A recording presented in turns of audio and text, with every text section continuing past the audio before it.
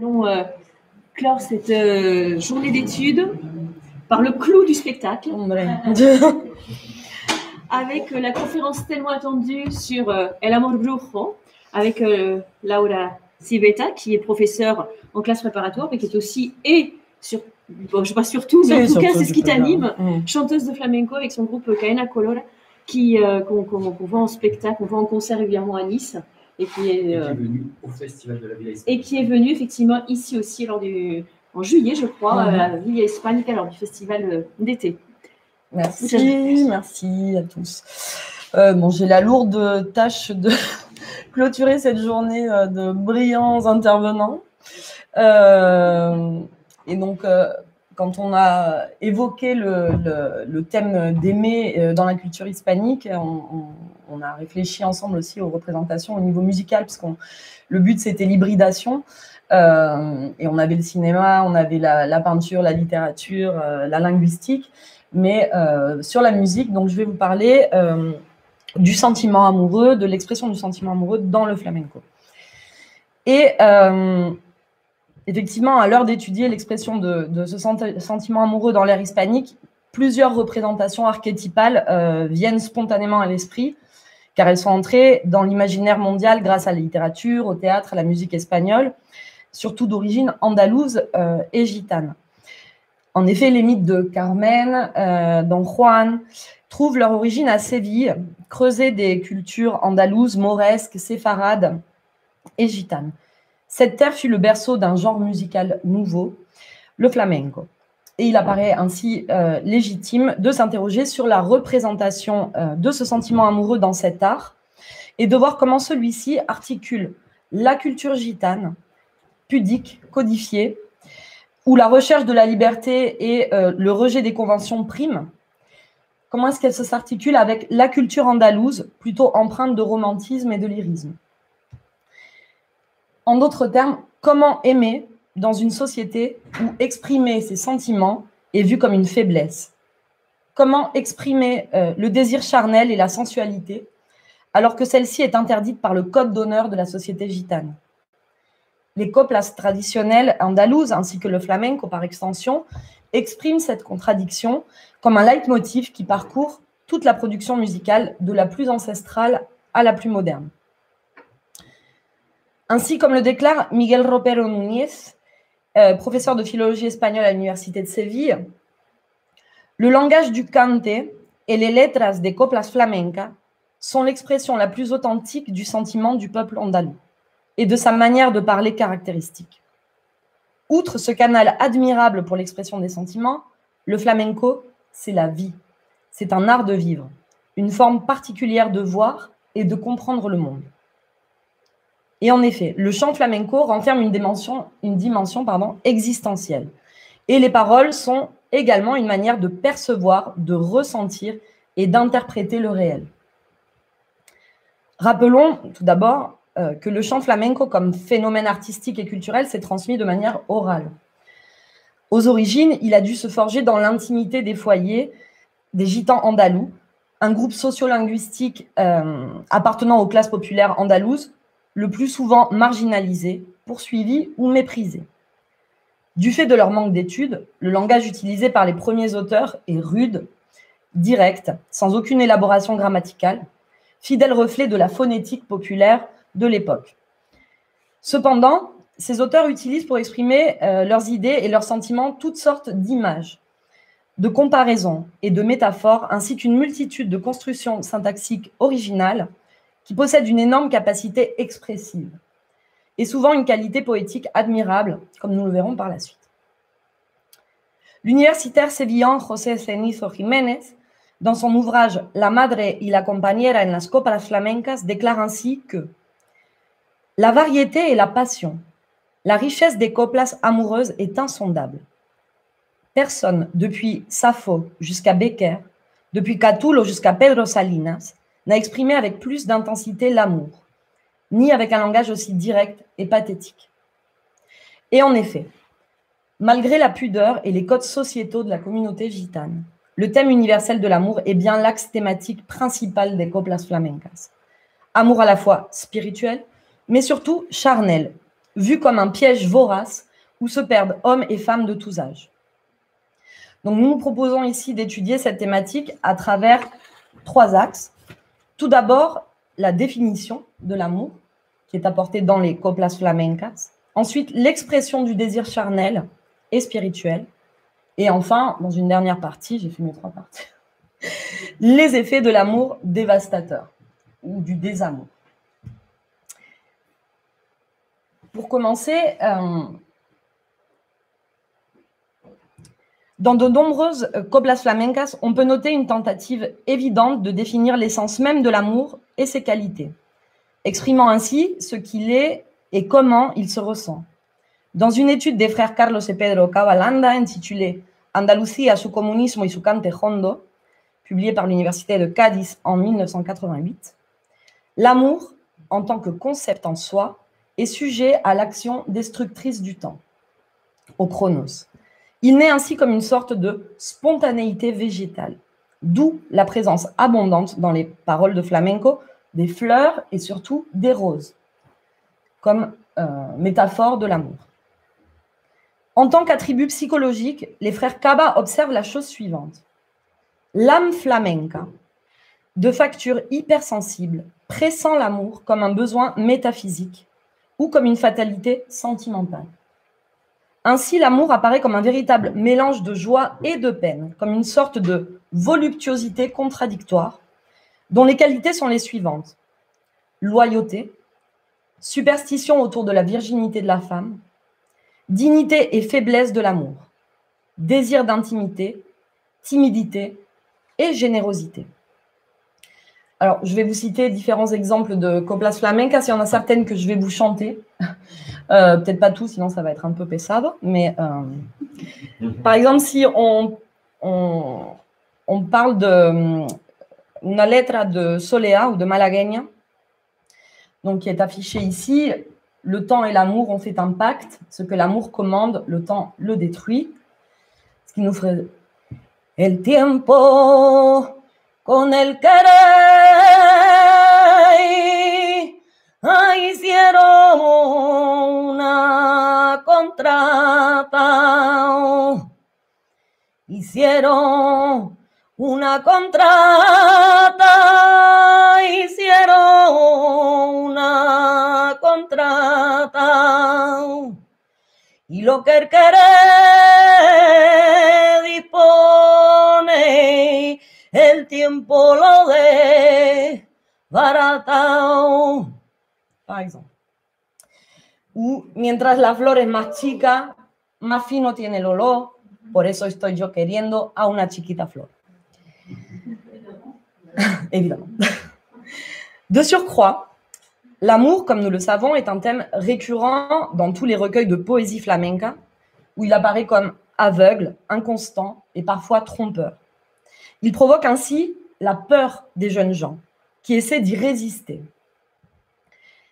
Par exemple, une métaphore récurrente qui symbolise l'inconstance de l'amour, c'est l'élément aquatique, la source, comme le montre, par exemple, ce couplet de Bulería.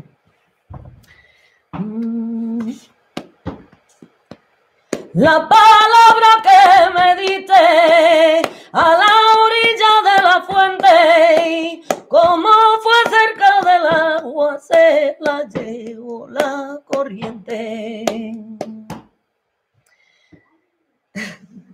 Arrêtons-nous maintenant un instant sur les noms donnés à l'amour dans les paroles de flamenco. Comme l'a expliqué Madame Christine Pires ce matin, en espagnol, le verbe aimer a plusieurs traductions possibles suivant le désir qu'il exprime. Ces différentes appellations sont amenées à s'enrichir dans le flamenco, notamment du fait du langage gitan et de sa culture pudique dans l'expression des sentiments. Ainsi, si on retrouve les termes généraux tels que amor, cariño, enamorarse, dans le flamenco, ce sont plutôt les expressions querer et voluntad, la volonté, qui sont le plus souvent employées comme synonymes d'amour et d'aimer. Tener voluntad, aimer. J'ai la volonté d'aller vers toi. Cette prédominance induit de fait l'expression d'un amour charnel, physique, d'un instinct irrépressible, plus que d'une connexion spirituelle.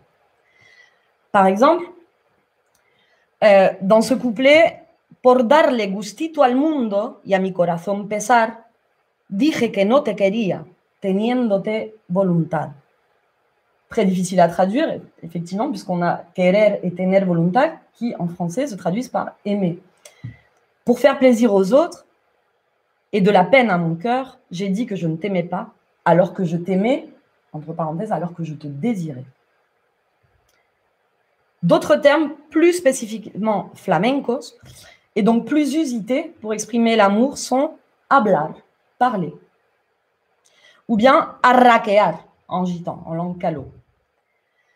Également le mot calor ou entretener, tisser, entretenir, mais aussi divertir, ce sont des synonymes dans le flamenco d'aimer et de l'amour. Me quitan de que te hable, pero me han dejado libre los ojos para mirarte. Me quitan de que te hable, on m'interdit, on m'empêche de te parler, sous-entendu, on m'empêche de t'aimer. Ou bien, anda diciendo tu madre que yo a ti te he entretenido y te tengo yo apuntada en el libro del olvido. Le mot calor est synonyme d'amour, de refuge, de protection. Et on le retrouve plus particulièrement dans un type de chant flamenco qui s'appelle les seguirillas. Compañerita mía, dame tu calor, poquito a poco se acaban mis días sin apelación. Oh, ma compagne, donne-moi ta chaleur, sous-entendu, donne-moi ton amour. Mes jours s'achèvent lentement et irrémédiablement.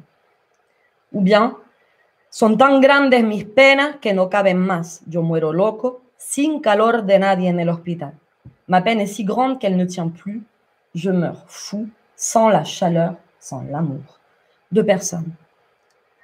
Notons encore d'autres périphrases pour exprimer l'amour ou l'attachement amoureux, assez fréquentes dans le flamenco, comme par exemple l'image de robar el alma o robar el corazón, voler l'âme, voler le cœur de quelqu'un.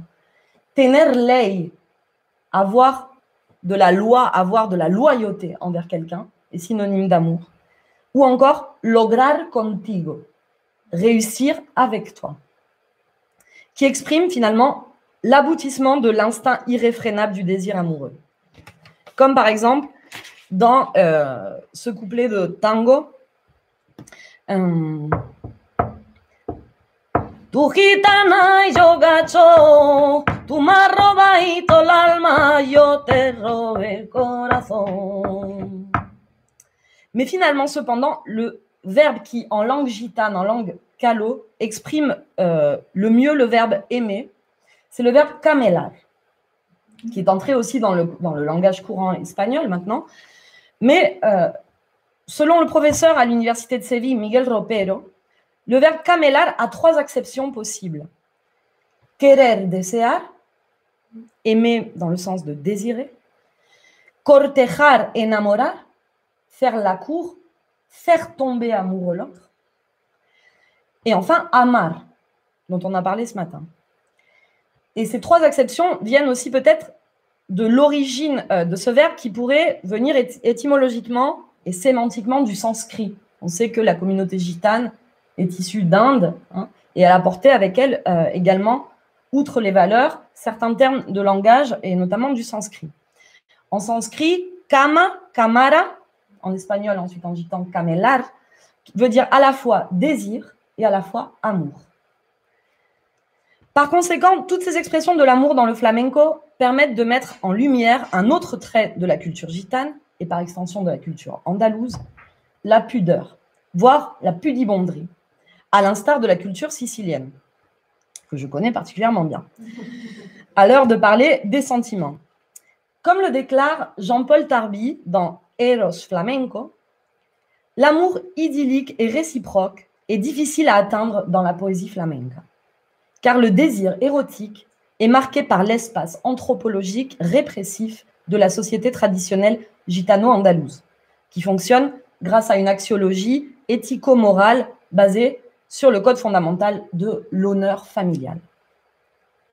Cependant, le besoin fondamental d'exprimer ce ressenti si puissant, capable d'anéantir l'être, pousse les jeunes gens, et pas seulement jeunes, à trouver des moyens dérivés tels des codes, des mots de passe entre les deux amants, qui préservent ainsi le secret et la pudeur.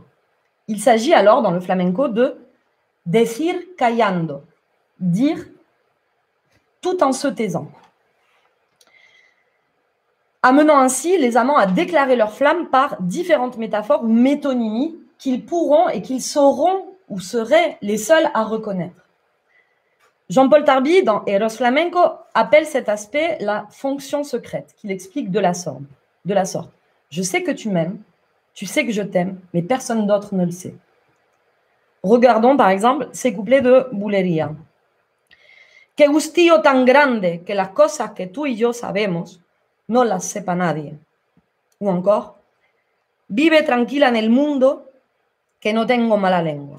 Lo que ha pasado entre los dos no lo sabrá ni la tierra. Même si les amants peuvent feindre un désintérêt par peur des ragots et des commérages, certains détails les démasquent. Ainsi, il est fréquent de retrouver des références à des lieux de rencontres amoureuses qui gardent les stigmates de la passion charnelle. Comme par exemple, dans cette seguiría. Dices que no la quieres, ni quieres verla, pero la vereíta de tu casa la suya no cría hierba. Tu dis que tu ne l'aimes pas, que tu ne veux pas la voir, mais l'herbe ne pousse plus sur le chemin entre chez toi et chez elle.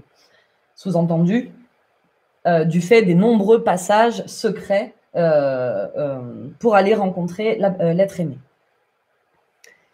Malheureusement, l'amour secret, l'impossibilité d'extérioriser cette passion, cause chez les amants de nombreux dégâts, qui deviennent ainsi les victimes de leur propre hypocrisie, car ce que la bouche nie est révélé par les yeux, le visage ou les rêves. Comme l'exprime magistralement Antonio Mairena dans ce couplet d'Oliviana, que je ne pourrais pas chanter parce que je ne veux pas faire... Je ne m'attaque pas à du Antonio Mairena comme ça. Mais je vais vous le lire. El querer que se oculta bajo el silencio hace mayor estrago dentro del cuerpo, porque sus llamas, como no hayan salido, queman el alma. L'amour que l'on cache en silence cause plus de dommages au corps, car les flammes ne pouvant sortir viennent brûler l'âme. Oui, on est très dans le flamenco à fond, hein, parce que on peut exagérer, mais... En somme, la plupart du temps, la raison pour laquelle les amants ne déclarent pas ouvertement leur amour est la peur des autres, de las malas lenguas, des mauvaises langues. Ainsi, la plupart des rencontres amoureuses qui apparaissent dans les paroles de flamenco ont lieu la nuit, dans des espaces secrets ou champêtres, comme le précise Tarby, dans un contexte d'inspiration lyrico-bucolique, comme le rivage, le vignoble, l'ombre d'un arbre, c'est-à-dire un lieu qui puisse garantir aux amants un contexte d'absolue intimité affective.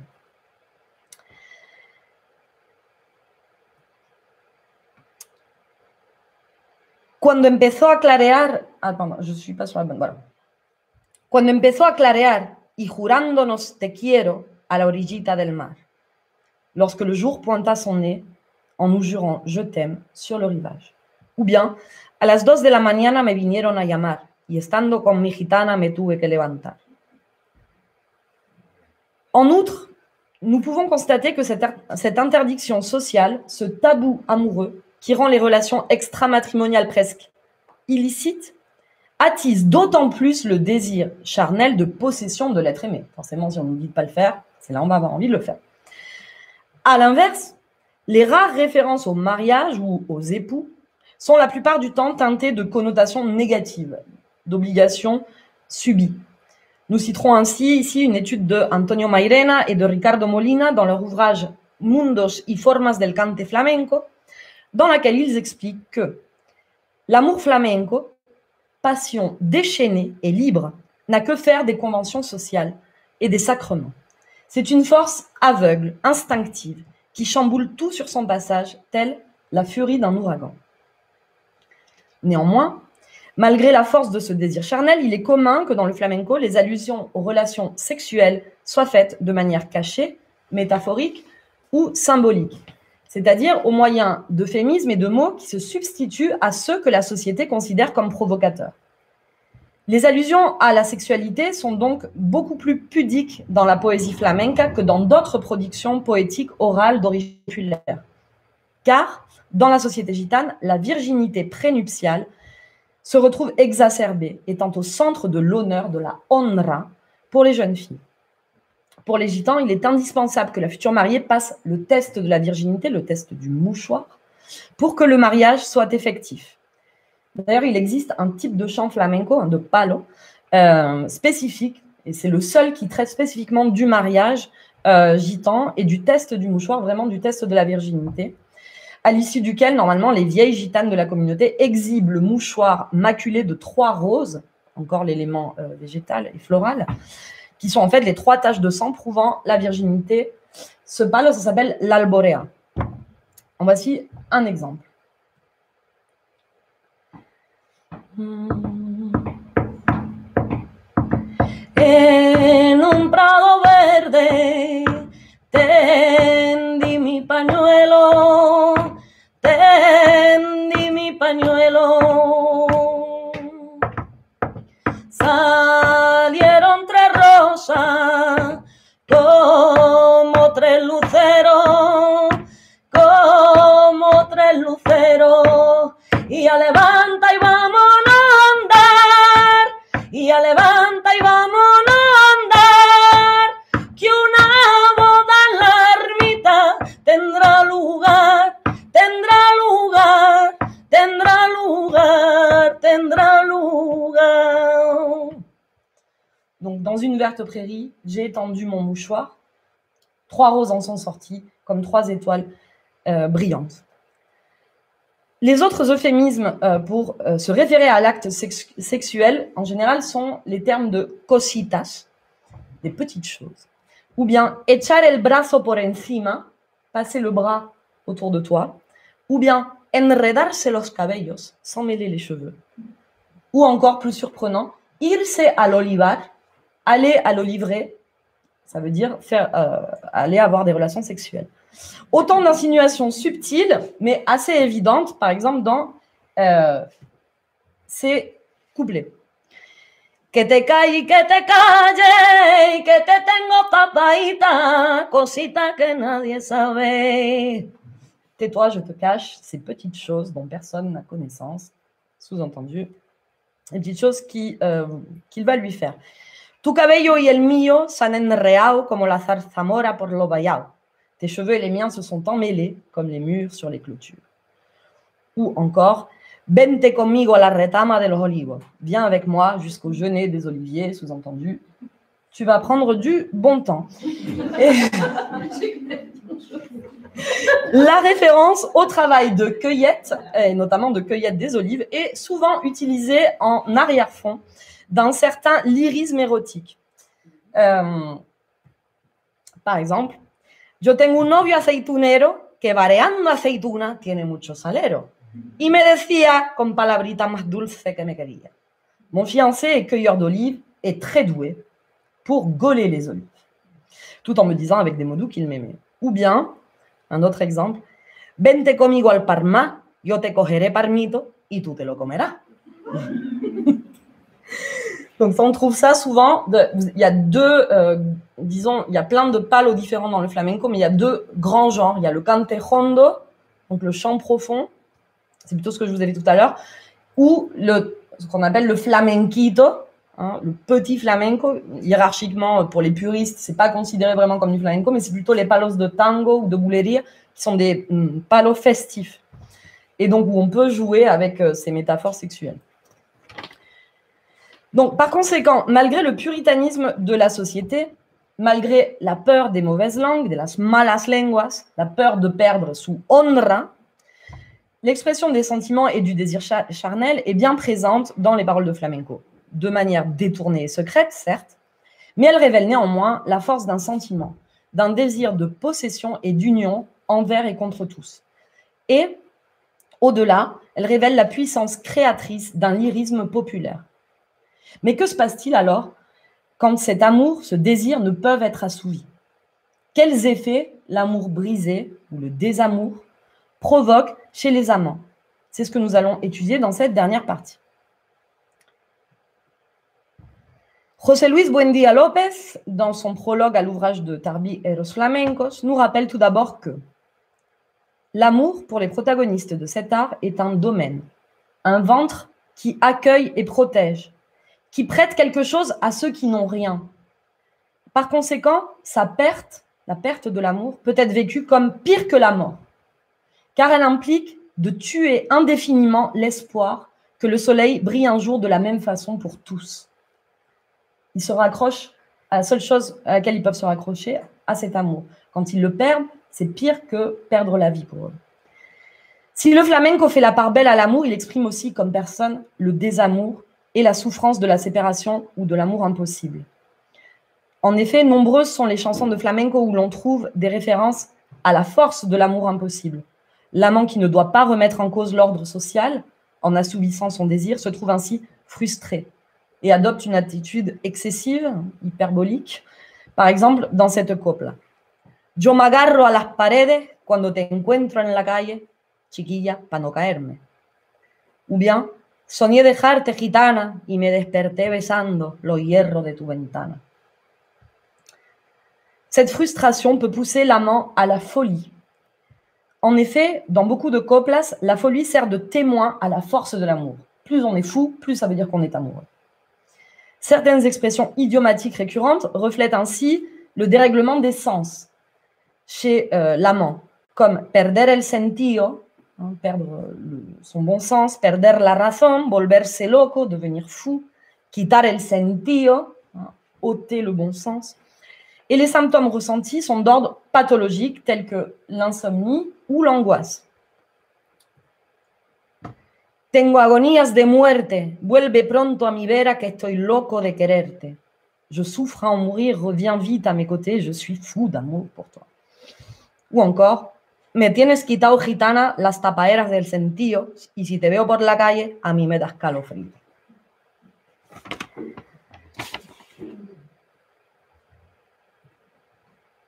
Ou enfin, en somme, la passion est telle qu'elle engendre la folie qui finit par éloigner l'amant du groupe auquel il appartient et l'amène à transgresser les règles familiales qui sont, malgré tout, les règles qui priment dans la société gitane.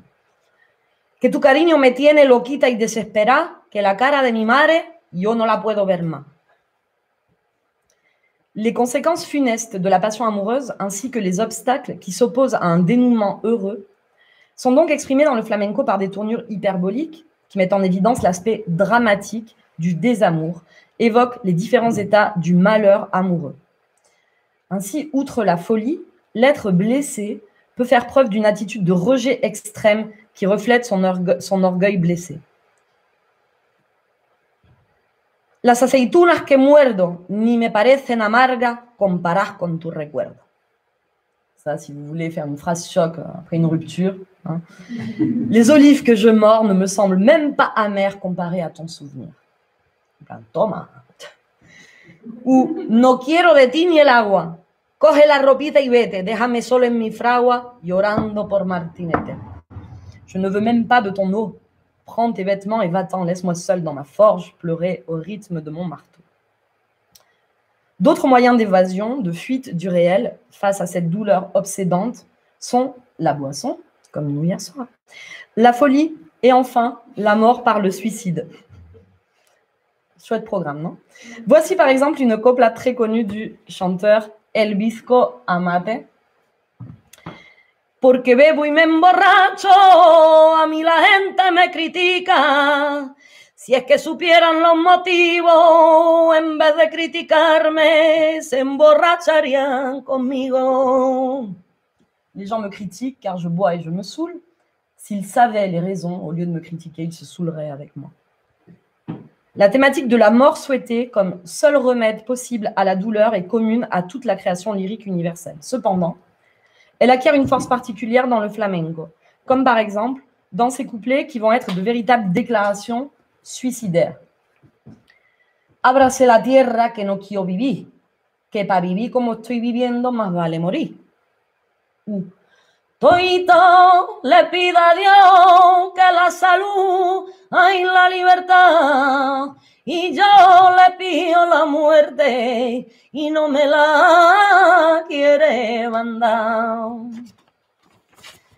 Ainsi, le flamenco, à l'instar d'autres créations, associe le plus souvent Eros et Thanatos. La mort vient du désir inassouvi, de l'impossibilité de l'amour et de la possession.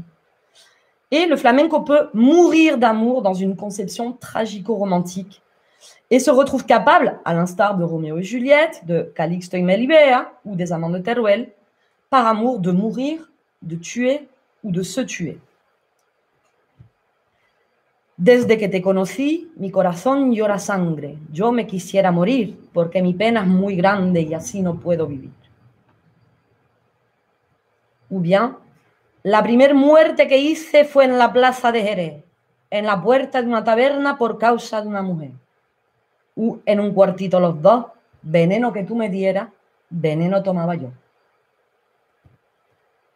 Ainsi, nombreux sont les effets dévastateurs de l'amour, exprimés avec force et exagération dans le flamenco.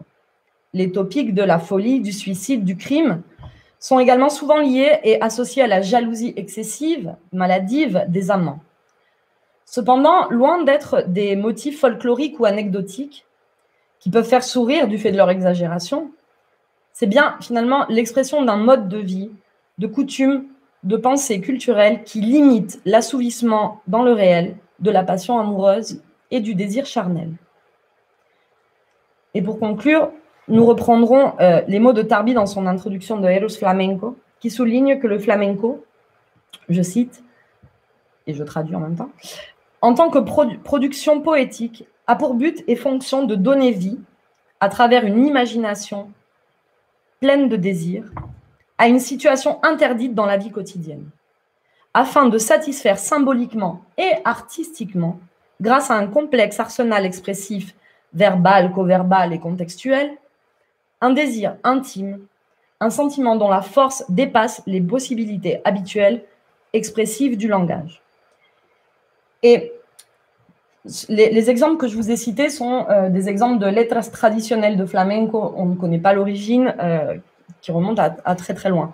Mais on le remarque, ces mêmes topics que je viens d'évoquer sont encore présents dans la production flamenco actuelle, contemporaine, même si, et je voulais finir avec ça, une chanson même si certains chanteurs, certains artistes, et notamment certaines femmes, commencent à faire évoluer l'expression du sentiment amoureux dans le flamenco, et notamment je pense à la chanteuse et auteure Maite Martín, qui est homosexuelle, qui était en couple avec Belén Maya, une grande danseuse de flamenco qu'on voit dans le film Flamenco de Carlos Saura, et où elle a véritablement osé exprimer l'amour d'une femme envers une femme dans le flamenco, ce qui est quelque chose. Et finalement, ça a été assez bien accepté et même toléré, même par la communauté gitane la plus puriste et la plus traditionnelle. Et elle nous donne une définition de ce qu'est l'amour. Je ne pourrais pas vous la traduire, mais je vais vous la chanter. Donc les hispanistes comprendront. ¿Qué es el amor? Mira hacia la montaña cuando sale el sol. Busca en el arco iris un nuevo color. No te conformes nunca con ser un pensador. ¿Qué es el amor?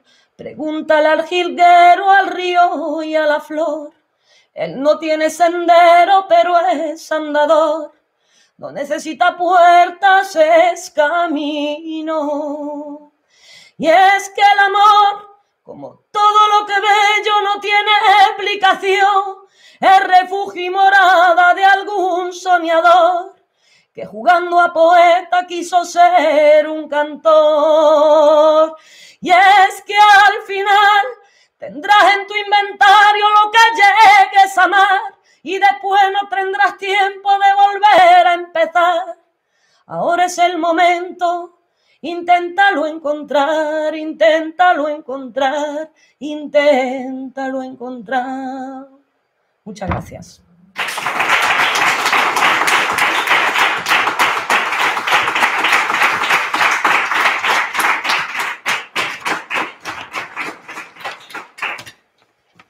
quelques minutes pour les questions. Hostia.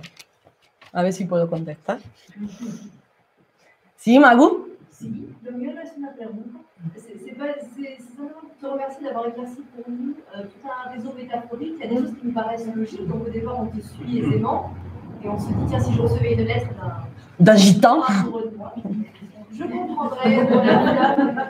Et puis tout à coup tu rentres dans une complexité dont on se demande, enfin, dans le langage musical, du coup, elle est transposée évidemment dans le langage quotidien, mais c'est une petite histoire de livret tout de même, vous n'avez pas vu venir, plus jamais vu de livre.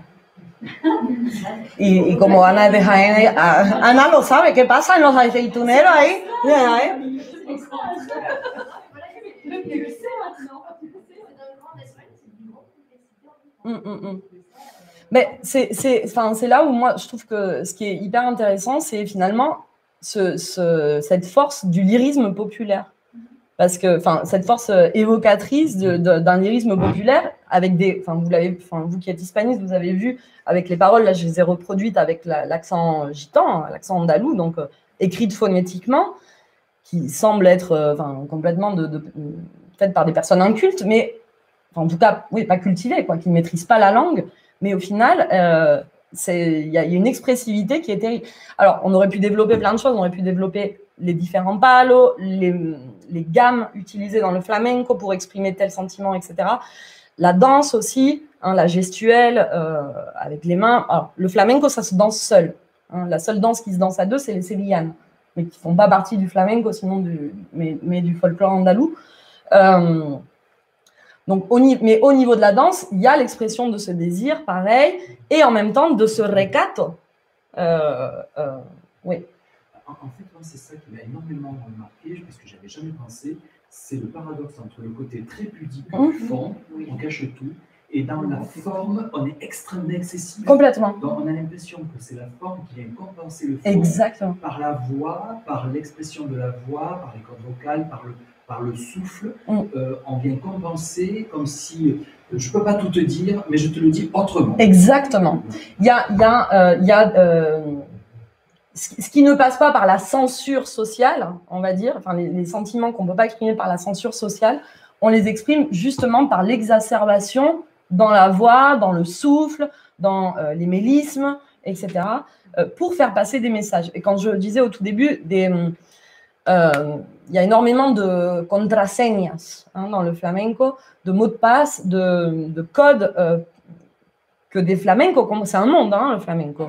Moi, ça m'a pris du temps à rentrer dedans, déjà être acceptée. Et ça fait maintenant un peu plus de 15 ans que je suis chanteuse de flamenco, mais ça n'a pas été évident en tant que femme non gitane de se faire accepter et qu'on me dévoile certaines choses. Parce que moi, au départ, quand j'ai commencé à chanter, je chantais, je reproduisais, mais il y a plein de choses, en fait, je ne comprenais pas ce que je chantais. Je ne comprenais pas la force expressive. Et c'est que ensuite, quand j'ai pris des cours avec des maestros à Séville qui m'ont adoubé, on va dire. Et c'est souvent au cours de discussions informelles, autour d'un verre, etc., qu'en fait, ils révèlent des choses. Et en fait, c'est ça qui ensuite a enrichi, moi, mon chant. C'est-à-dire qu'à partir du moment où j'ai compris ce que je chantais plus de la même manière. Ouais. Oui. Est-ce qu'on pourra avoir le texte Oui, bien sûr. Le dernier chant, le texte de Maite. Oui, alors si vous le trouvez sinon sur Internet, la chanteuse c'est Maite Martin, M-A-Y-T-E, Martin, M-A-R-T-I-N, et la chanson s'appelle Inténtalo encontrar. Essaye de trouver l'amour. Fernando? Une question aussi, on a vu des différentes catégories sur les thématiques. Et par exemple, les cautionnaires, ou bien le flamenco romantique. Et il était souvent la relation entre gitans et païens. Où est-ce qu'on pourrait le mettre? Dans les paroles de flamenco?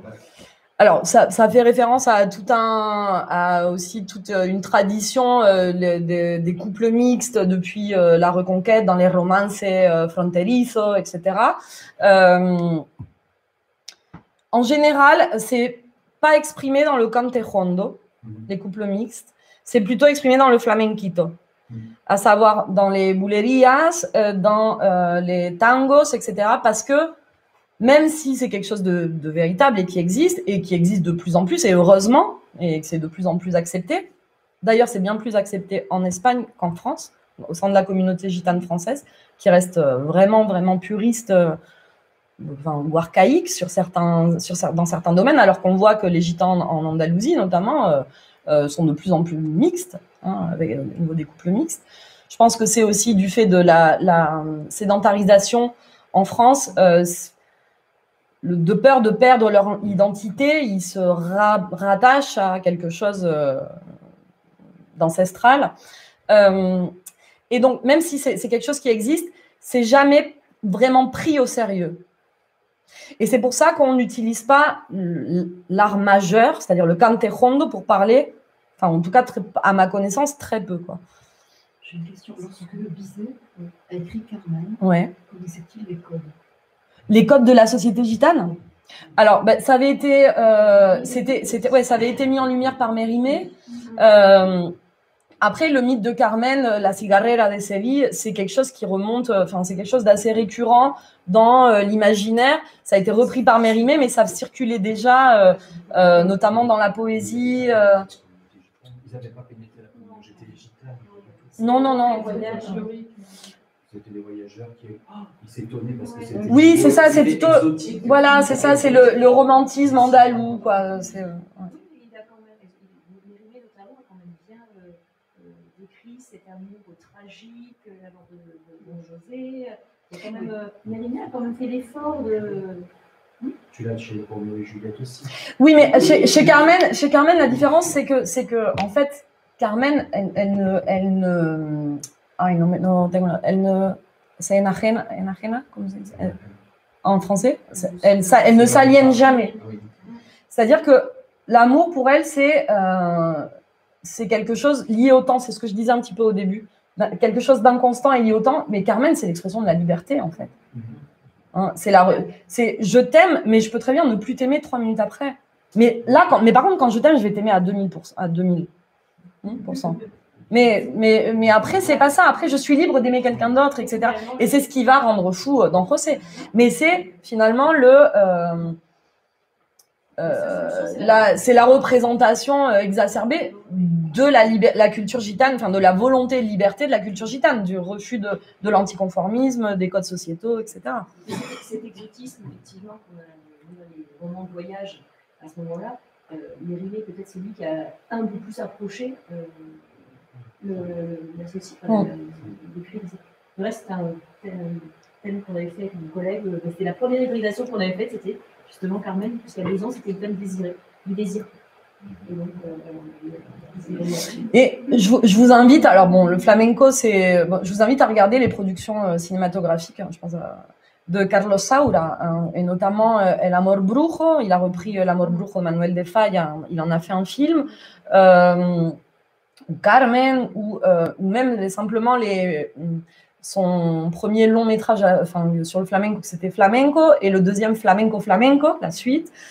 Et je trouve que dans ces films, on ressent bien à la fois ce besoin irrépressible d'exprimer le désir et en même temps la retenue, notamment au niveau de la danse.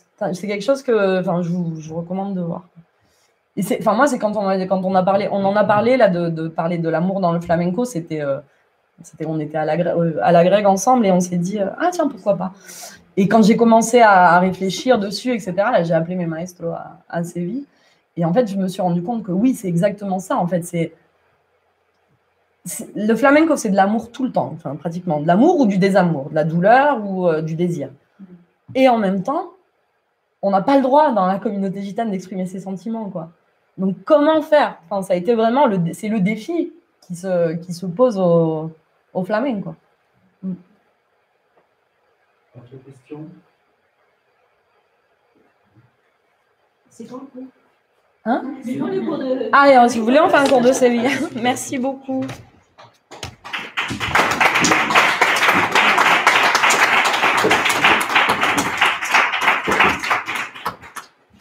Écoutez, on va intervenir juste 5 minutes pour clôturer cette superbe journée d'études. entre, d'un côté, Christine Pires qui représente la PHEC et moi, la Villa Hispanica.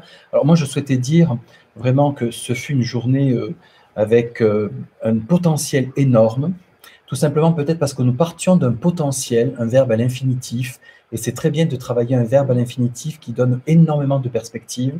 Alors je ne sais pas ce que vous faisiez auparavant, pour nous c'est nouveau dans l'hispanisme, enfin c'est pas nouveau, c'est nouveau cette collaboration, ça n'est pas nouveau de travailler sur des infinitifs, mais ça donne énormément d'ouverture, énormément de possibilités. On a pu le voir avec aussi, alors vous parlez d'hybridation, je dirais d'échange entre littérature, philosophie, langue, linguistique, peinture, cinéma, musique, chant. Alors, a priori, il y a eu, si les personnes sont en train de nous suivre en direct, une coupure ce matin. Donc, il y a un appel de la PHEC pour essayer de récupérer les deux conversations, les deux communications de ce matin. Donc, s'il y en a certains qui l'ont enregistré, n'hésitez pas à contacter la PHEC.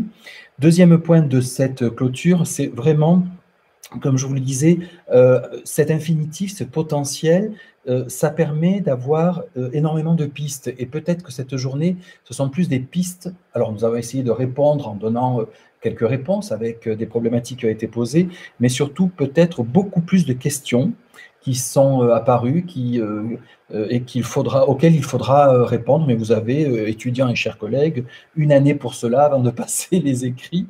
Voilà. Et troisième point, pour ma part, mais Christine, tu auras le mot de la fin, c'est une très belle collaboration, en fait, très bel échange, très bel échange, hybridation. Alors, bien sûr, dans ce cas-là, c'était avec les langues, essentiellement l'hispanisme, mais ça peut, je pense, tout à fait se faire, et ça, on l'a vu avec, bien sûr, la philosophie, les lettres, mais d'autres langues.